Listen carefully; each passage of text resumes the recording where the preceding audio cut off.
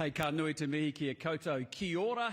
Good afternoon, talofa, malo alele, bula vanaka, dajau hao, namaste, sat sri akal, and assalamu alaikum. It is so great to be here, and I am ready and I am pumped for 2025, and I hope all of you are as well.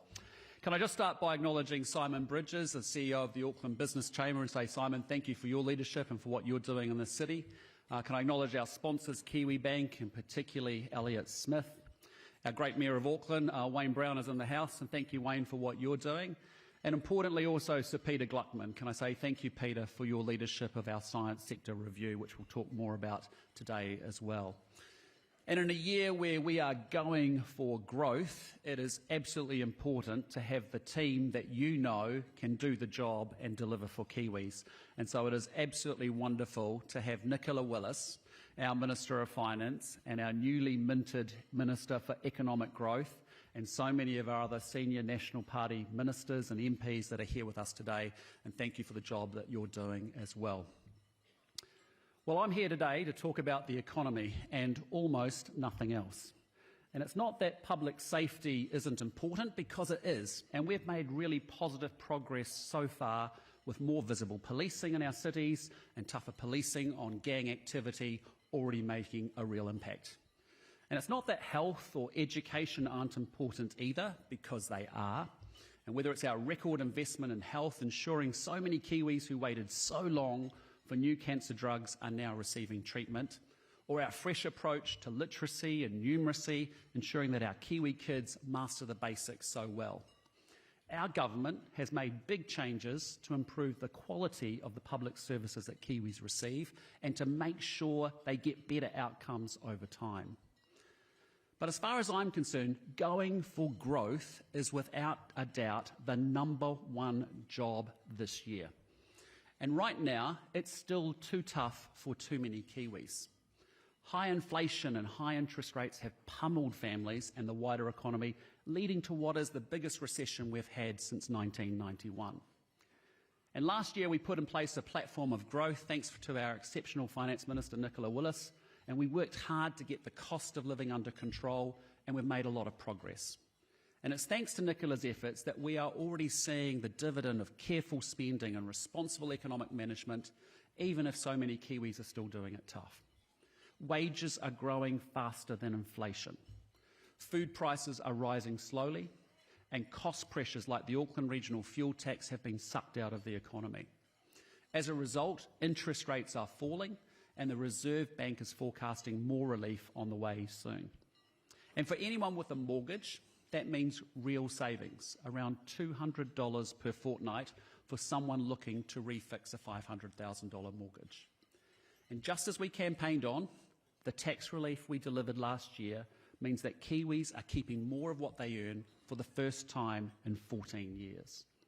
And I think these are the results of bringing the kitchen counter economics that every family, every small business and every farmer lives by back into Wellington. Spending carefully, investing in what matters most, and constantly looking for a better deal to deliver even better results. And I've seen that firsthand, the difference those results have made for so many New Zealanders just in the last year. The young families in Christchurch and Hastings getting real relief from family boosts and tax relief after years of battling to keep up with the cost of living.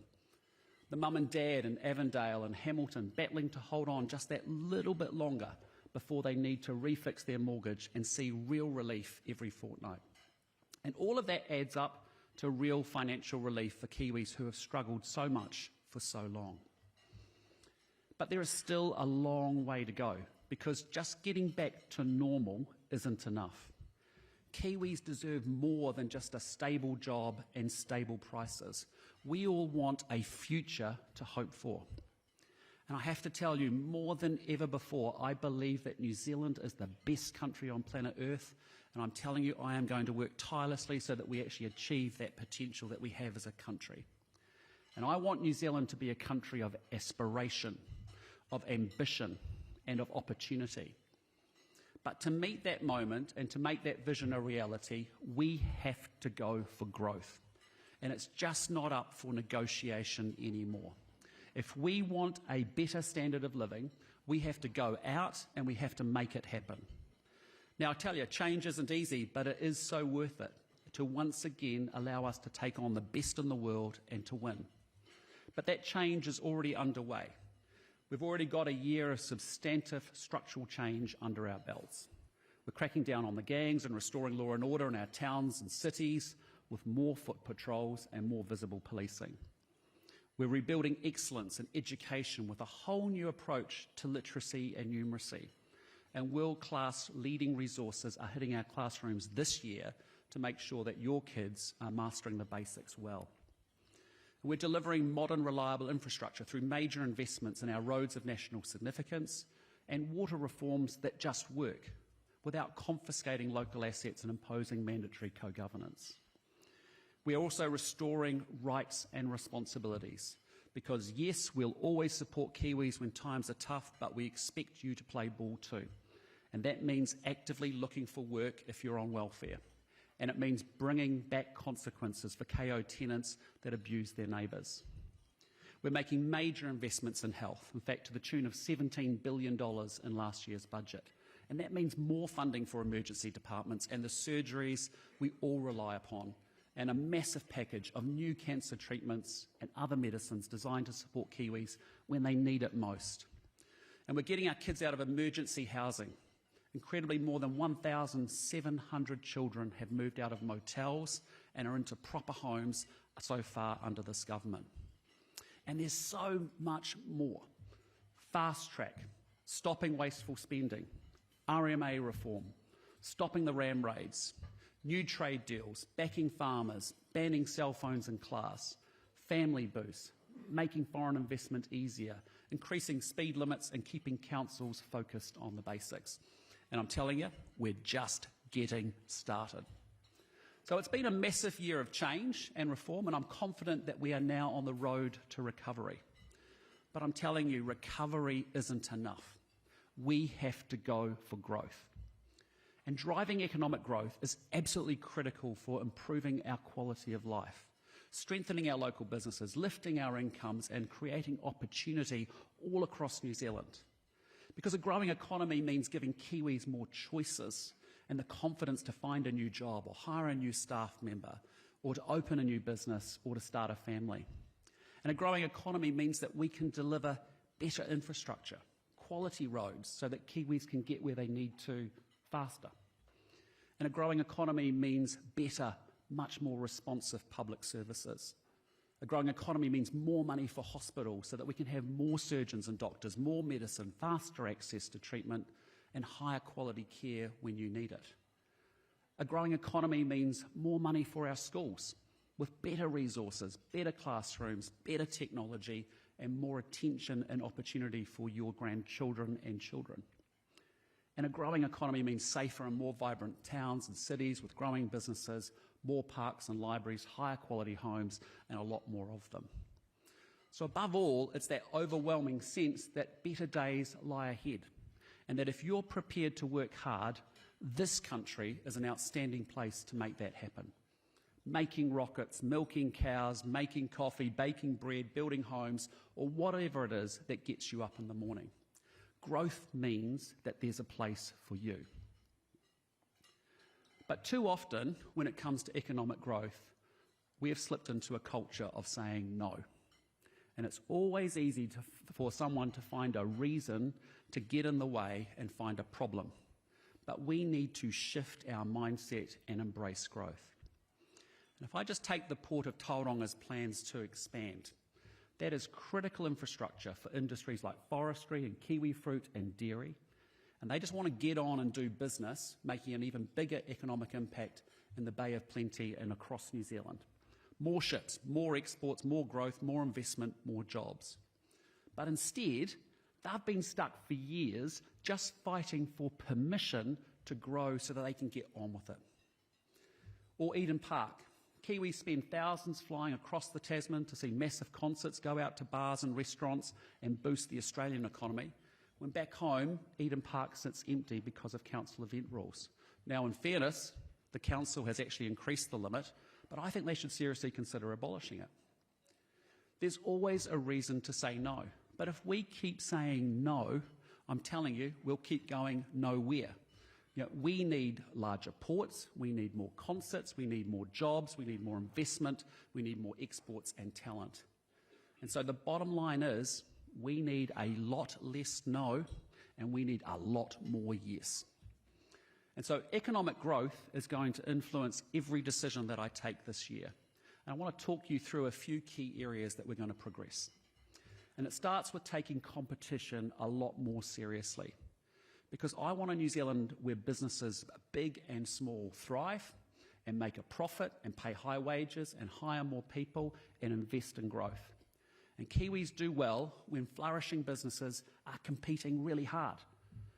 But that competition isn't always happening. And last year, the OECD said that insufficient competition was an important factor in driving New Zealand's long-standing economic productivity woes. The OECD, I think, was right when they said that New Zealand's distance from other markets makes domestic competition even more, doubly more important. And too often we see reports of Kiwis getting a raw deal because of a lack of competition in banking, energy, retail, construction and groceries. So I'm up for action because corporate showdowns too often look and feel like a staged wrestling match. Big names, big talk, but no actual damage done. And I'm sick of it. So last year we made some announcements designed to take action. We are powering up Kiwibank to take on the Australian banks. We are cracking open the construction industry to competition from overseas products, and we are unshackling the energy sector, enabling fresh investment in wind and solar and hydro and geothermal and natural gas so that we can flood electricity into a market badly in need of more generation. But I know that we can go much, much further, which is why this year I'll be driving my ministers to do exactly that. And I'm telling you, nothing is off the table. But just striving for more competition isn't enough. We need to make it easier to get things done in New Zealand. So second, we need to repeal and replace the Resource Management Act. Now, Fast Track, which we introduced last year, will supercharge economic growth, enabling major investments and growth in energy and transport and aquaculture and a range of other sectors. But we can go further. The RMA system is fundamentally broken, and everyone knows it, and it needs to be replaced. Just ask anyone building a house or any farmer trying to get on and actually grow their business. And I back builders and I back farmers to make a major contribution to growth in the New Zealand economy. And practical rules that let them do it will play a very big part in unleashing growth. At a minimum, my expectation is that we will introduce legislation to Parliament this year to do exactly that. Next, we have to fix our broken health and safety rules. And I wouldn't be shocked, thank you, Mayor, I wouldn't be shocked if cones were New Zealand's fastest growing industry because they are everywhere. And the Mayor, Wayne Brown, has done a great job fighting back here in Auckland against the cones. And I'm telling you, Simeon Brown, as Minister of Transport, fought hard against them too. But when you think about it, they're just an illustration or a symptom of a much bigger problem. And I think our broken health and safety rules layer on costs, they slow down activity, and often without making Kiwis any safer. So this year we will crack on and we will make big changes in that area too. Fourth, mining needs to play a much bigger role in the New Zealand economy. And it's easy in politics to say that you want a sovereign wealth fund like Norway and much higher incomes like Australia, but it's much harder to say that you want the oil and mining that actually pays for it. And in regions like Taranaki and the West Coast, there are big economic opportunities, higher incomes, support for local business and families, and more investment in local infrastructure. And absolutely importantly, the minerals sector will be critical for our climate transition. EVs, solar panels, and data centres aren't made out of thin air. They use critical minerals. And I want to see mining employ more Kiwis and power more growth into the economy, and I'm adamant we take further steps to make that a reality as well. Fifth, tourism. It has a massive role to play in our growth story, and I want the government to work with the sector to make that happen. We have a relentless network of tourism operators, each of them utterly driven to compete for our national brand and their local businesses. And clearly COVID was a major disruption, but our tourism industry is still world-class. And I think government can be doing more to make their life easier and to enable more opportunities for growth across the country quickly. And my expectation is that we do exactly that this year as well. We also need to make life a lot easier for our farmers and back them to compete with the world, because farmers are the heart of our economy. And when they're doing well, it actually benefits every single Kiwi. And I back them. So core to our RMA reforms will be making it easier to be a farmer, with more time spent milking cows and a lot less time filling out paperwork and asking for permission.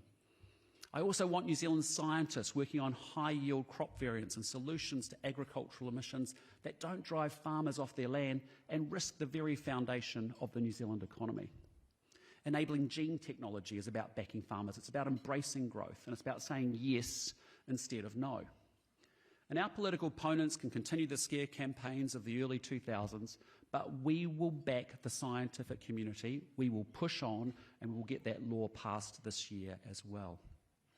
Now, there'll be plenty of room for pro-growth reform this year, and only some of which I've touched on briefly today.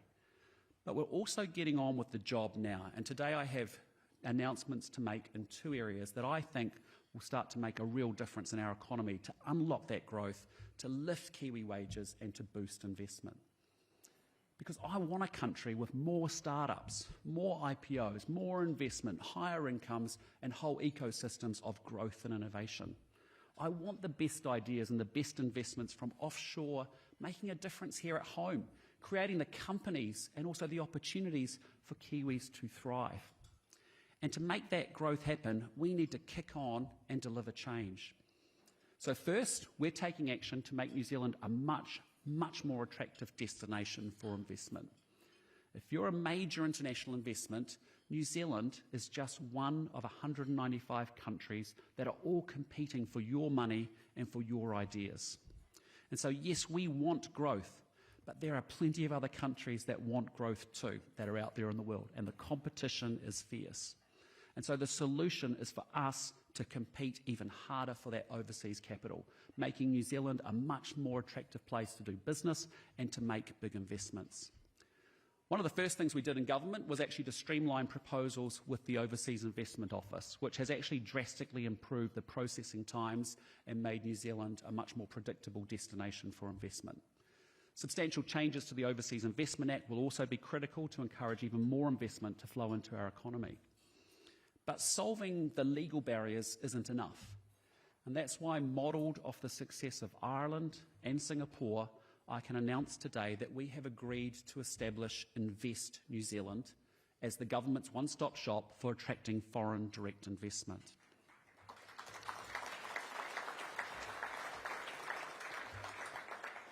Now, the point of Invest New Zealand is clear. It will roll out the welcome mat, streamlining the investment process and providing tailored support to foreign investors. And the objective is to increase the capital investment across a range of critical sectors, like banking and fintech, like transport and energy, manufacturing and innovation. And leading the agency in his new capacity as Minister of Trade and Investment will be Todd McClay. And after a massive year, I call him Trade McClay, but after a massive year getting trade deals done offshore, I'm excited to see what he can achieve in attracting that investment and bringing it back here to home. Second, we're going to make major changes to increase the role of science and technology in the New Zealand economy. We have incredible, absolutely amazing scientists working in our universities and our Crown Research Institutes right now, whether that's in the lab or on the laptop or out in the field. But sadly, the system that they work in is hamstrung by outdated settings that leave our economy lagging behind. Because if we're really serious about the role of science and technology and that it can play to promote growth and investment, and that it can add to higher value products and services we can sell to the world, we need a much sharper focus on commercialisation with rapid access to ideas and investment from overseas, and to set clearer priorities here at home. So today I can announce changes to achieve exactly that. First, Cabinet has agreed to shake up our Crown Research Institutes, establishing 4 public research organisations focused on the bioeconomy, earth sciences, health and forensic sciences, and advanced technology. And each of those organisations are expected to have a sharp focus on commercialisation, harnessing Kiwi talents for maximum economic impact, higher incomes, more investment and more opportunities to get ahead. And I'm particularly excited about the establishment of the Advanced Technology Institute, focused on the commercialisation of cutting-edge technology like AI and quantum computing and synthetic biology. Because New Zealand should operate at the cutting edge, unlocking the jobs and the opportunities that come from world-leading research and innovation. But secondly, while having good institutions is really important, incentivising scientists to make major breakthroughs and then to commercialise them is absolutely critical to our future. And right now, scientists see too few of the proceeds of their own research.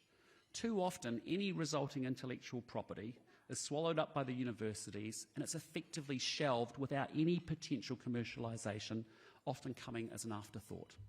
And I want us to commercialise our brilliant ideas so that our science system makes us all wealthier, because we are going for growth.